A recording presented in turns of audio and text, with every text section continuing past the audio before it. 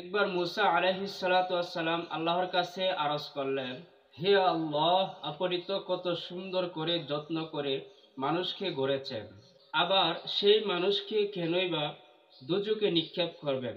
আপনি তো আরহামুর রাহিমিন। আমি তো কিছুই বুঝতে পারি না। আল্লাহ তাআলা বললেন, হে মুসা, তুমি দানে চাষ করো। মুসা আলাইহিস সালাতু ওয়াস সালাম অনেক কষ্ট করে এক খণ্ড জমি চাষ করলেন। তারপর সেখানে বীজ বপন করলেন। অতি যত্নে জমির চারদিকে বেড়া দিয়ে ঘিরে দিলেন।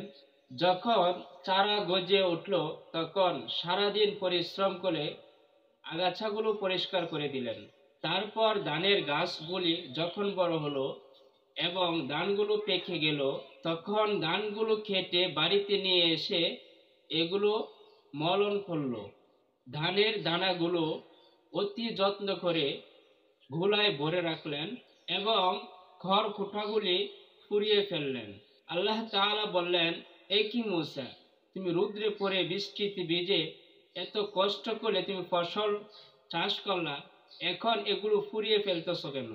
মুসা আলাইহিস সালাতু ওয়াস সালাম জবাব দিলেন, হে রব্বুল আলামিন, আমার উদ্দেশ্য তো ছিল যে ধানের দানাগুলো হাসিল করা।